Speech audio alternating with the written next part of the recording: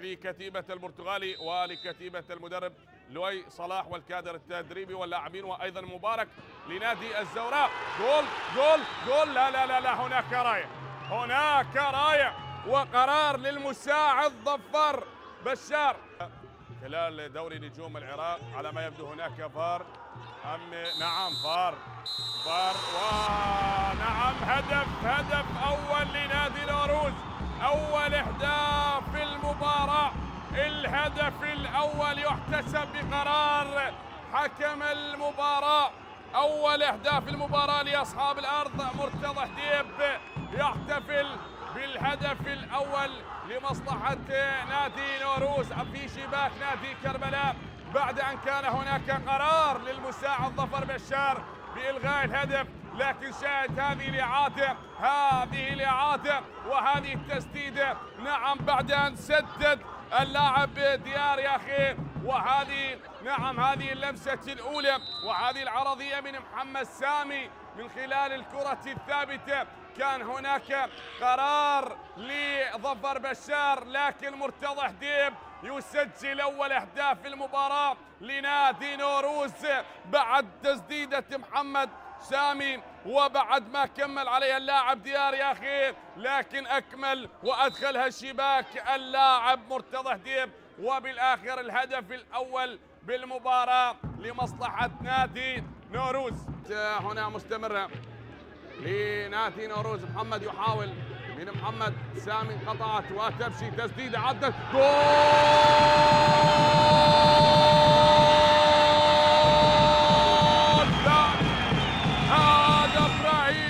يسجل الهدف الثاني لنادي نوروز من إبراهيم توميو، يسجل الهدف الثاني لنادي نوروز، وتصبح نتيجة المباراة بهدفين دون رد. نعم، صاحب الرقم 49 يسجل الهدف الثاني في المباراة. شاهد المرور، شاهد محمد سامي بعد التوغل، ومرر هذه الكرة لستار ياسين، لكن ياسين أعطاها على طبق من ذهب، قال له هاك روح سجل. نعم، وسجل إبراهيم توميو الهدف الثاني في المباراة. نعم، هذا اللاعب يضيف الهدف الثاني بعد ما سجل في المباراة الماضية في شباك أمانة بغداد. هذا هو نوفون، ماشية الكرة نوفون خاطئة، وإبراهيم الثالث جول،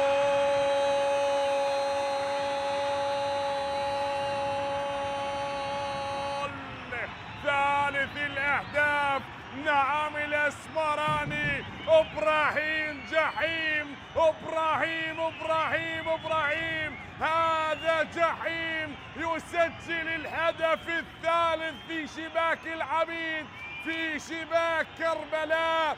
شاهد يقول له سمعني. شاهد هذه، نعم هذه التمريرة، الأسيست الجميل من وسط الملعب، وإبراهيم انطلق، إبراهيم عدى، إبراهيم سجل ثالث الأهداف. تصبح نتيجة المباراة 3-0 لنادي نوروز. ثلاثية قاسية جدا. نعم، شاهد طريقة الاحتفال، يحتفل بطريقة بونيتيلي الإيطالي بهدفه الثالث الآن في المباراة. هل ينجح محمد؟ يغير في اتجاه اللعب، كرة ممتازة يانيك بابكر يحاول والسقوط لبابكر، لكن لوكاس لف ودار الكرة. الله، كسرت الحدود وبالتالي اخترق دفاع صقور الجبال تتلقى أول الأهداف عن طريق الكناري. بابكر جبريل برأسية قاتلة، حاول محمد صالح الوصول إليها، والآن يأتي الهدف الأول، هدف للكناري عن طريق هذا اللاعب بابكر جبريل المتوهج في هذا الموسم مع الكرخ. لاحظوا السقوط.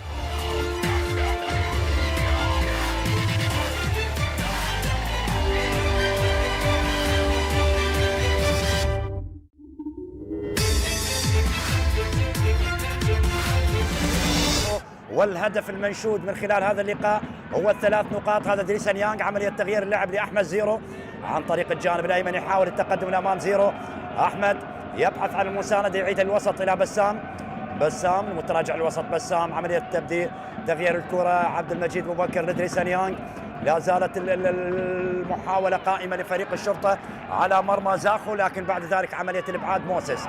البحث عن كوستافو، هداف زاخو ب3 أهداف، وهنا يزن العرب مع كوستافو. وحكم المباراة الدولي مهند قاسم، مهند قاسم يعلن استمرارية اللعب أو أشار لوجود خطأ.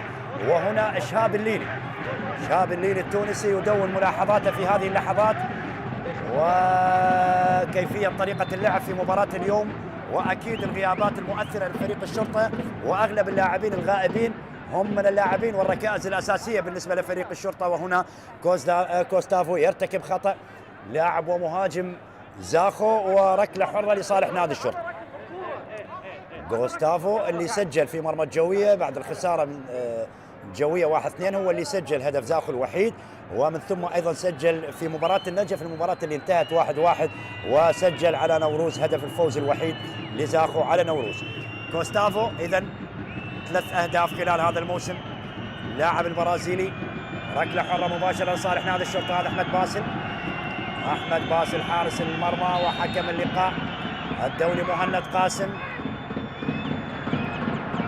ركلة حرة مباشرة لصالح نادي الشرطة. مهند قاسم يتجه لحارس المرمى أحمد باسل. هذا أحمد باسل حارس مرمى فريق الشرطة اللي شهد آخر 3 ألقاب لفريق نادي الشرطة. أحمد باسل موجود مع فريق الشرطة، آخرها في الموسمين الماضيين لفريق نادي الشرطة كبطل للدوري العراقي، صاحب اللقب ل7 مرات في دورينا فريق نادي الشرطة. لكن فريق زاخو أفضل موسم كان لزاخو هو موسم 2011-2012 المركز الخامس، وهذا الموسم أربيل هو من توج باللقب. هذا يزن العرب، عيدة لحارس المرمى محمد باسل، عملية تغيير اللعب هناك على الطرف الأيسر لفريق نادي الشرطة، تحضير وكنترول ممتاز.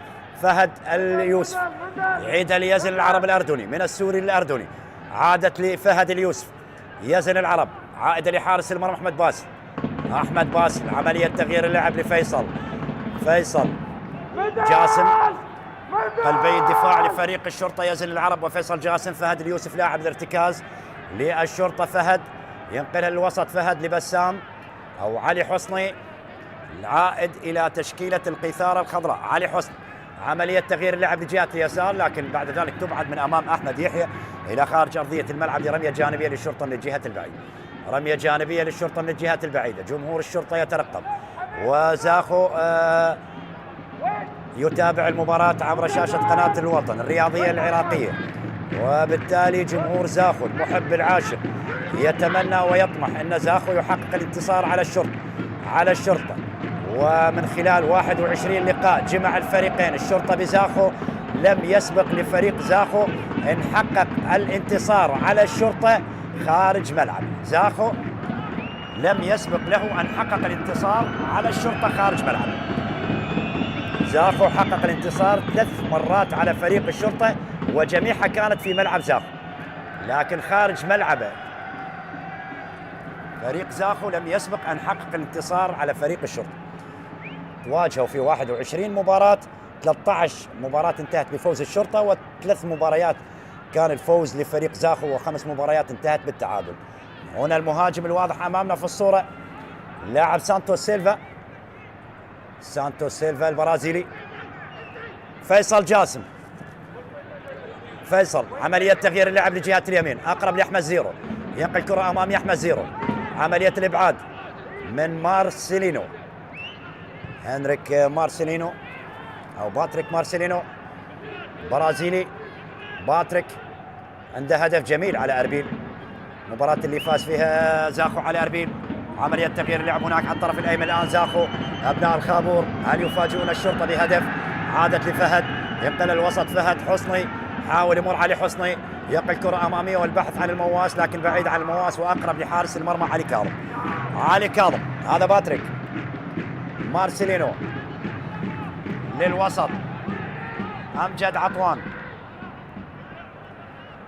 العائد من الدوري القطري اللي يوقع على كشوفات زاخو خلال هذا الموسم. عملية تمرير في المنتصف الآن لزاخو، أغلب الكرات في منتصف الملعب، لنشهد محاولة جدية من كلا الفريقين على المرمى.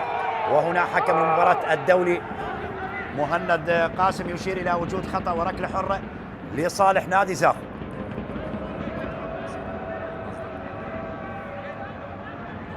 لاحظ الإعادة وأمجد اللي يحاول يمر أمجد عطوان، وهناك إعاقة ووجود ركلة حرة مباشرة لمصلحة فريق نادي زاخو.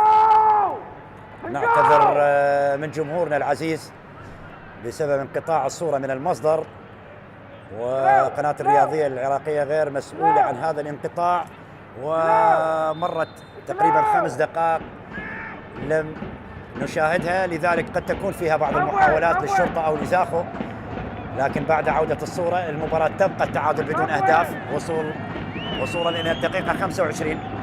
ركلة حرة مباشرة، أمجد عطوان لاعب الوسط وكابتن زاخو داخل منطقة الجزاء ومن أمام زيرو، والرأسية عن طريق باتريك لاعب المتقدم للأمام، لكن مرت إلى خارج الملعب لركلة مرمى.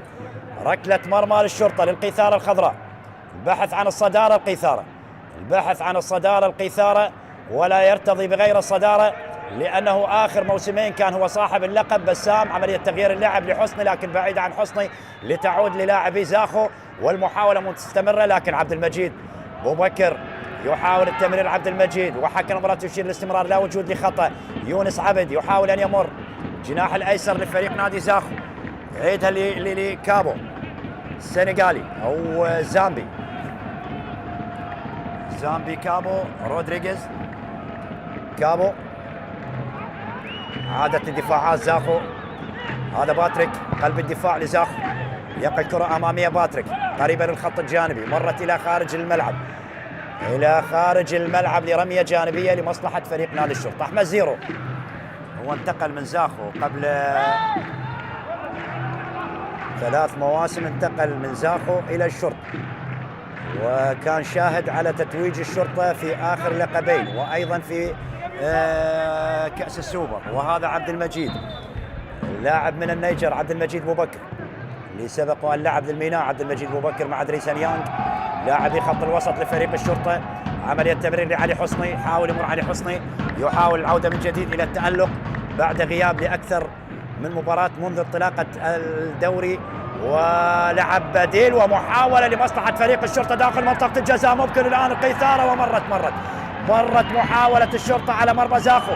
أمجد عطوان، الله على المرور، أمجد يمر لاعب الوسط لزاخو، وهناك التدخل وخطأ لصالح زاخو، خطأ لصالح زاخو، أو يشير حكم المباراة بالاستمرار.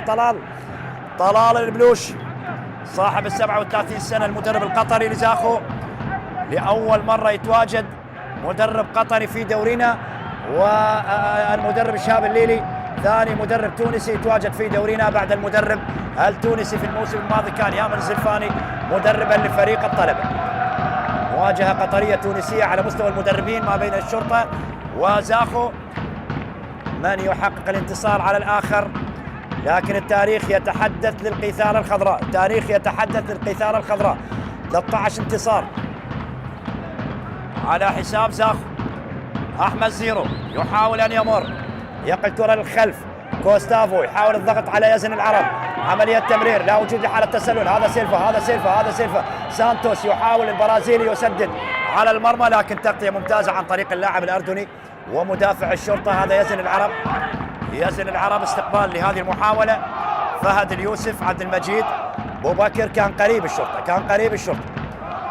قريب الشرطة أن يفتتح التسجيل لولا التدخل لمدافعي فريق زاخو في اللحظات الأخيرة لإبعاد كرة فريق الشرطة القريبة لمرمى فريق زاخو. فيصل جاسم كرة أمامية، دريسان يانغ، لكن الطول على دريسان يانغ، وباتريك مارسيلينو يأمن على الكرة إلى خارج أرضية الملعب لركلة مرمى. الشرطة يبحث عن انتصار الخامس، وزاخو يبحث عن انتصاره الثالث له خلال هذا الموسم مع لاعب أو المدرب التونسي شهاب الليلي. هذا كوستافو، مهاجم ممتاز جدا لاعب كوستافو. لاعب هنريك كوستافو، عملية الهجوم الآن، هذا هو كوستافو، خطيرة على مرمى الشرطة ممكن الآن، كوستافو خطيرة، زاخو الحارس. هنريك كوستافو، محاولة هي الأخطر لزاخو على مرمى الشرطة. هنريك كوستافو هداف زاخو يسدد كرة سهلة لكن مرت على هنريك كوستافو، وصلت لأحضان حارس المرمى أحمد باسل حارس القيثارة الخضراء.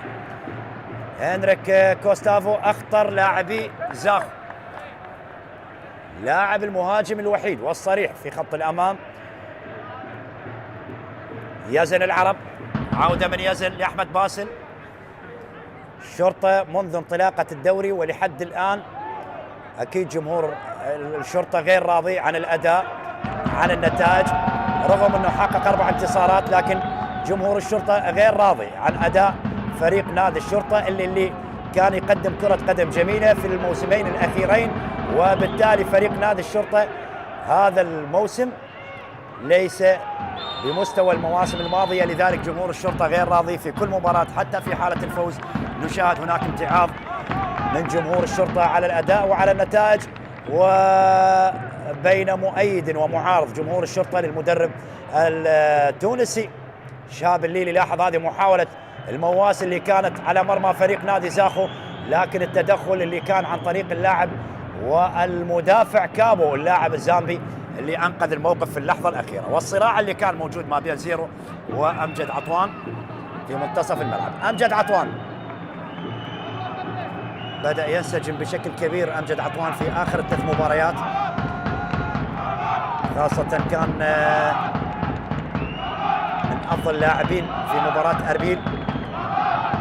زاخو وأربيل، أمجد عطوان، كرة عالية، يونس عبد، استقبال بالراس، فيصل جاسم، قطع من فيصل، دريسة، عبد المجيد، محاولة فريق الشرطة للمواس، يحاول ينطلق لأمام المواس، لكن تغطية من باتريك مارسيلينو إلى خارج الملعب لتصبح رمية جانبية لصالح الشرطة.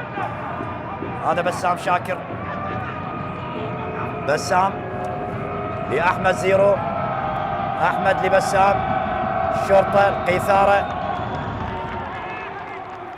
مر وتبعد إلى خارج الملعب لتصبح رمية جانبية. طلال البلوشي هو قادم من تدريب فريق لوسيل، أحد أندية دوري الدرجة الثانية في الدوري القطري. لوسيل أحد أندية دوري الدرجة الثانية، قادم لزاخو كمدرب، مدرب البلوشي.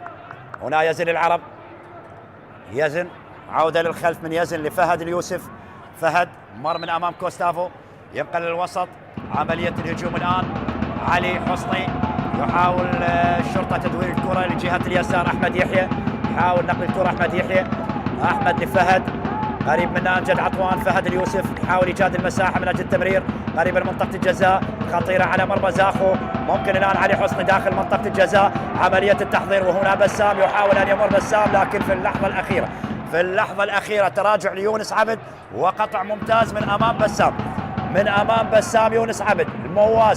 المواس ممكن داخل منطقة الجزاء، الشرطة وممكن وتمر إلى خارج الملعب، ركنية وركلة جزاء، وركلة جزاء للقيثارة الخضراء. إدريس أنيانغ، ركلة جزاء للشرطة، لاحظ الإعادة، وإدريس أنيانغ غير متسلل، لعبها بالمباشرة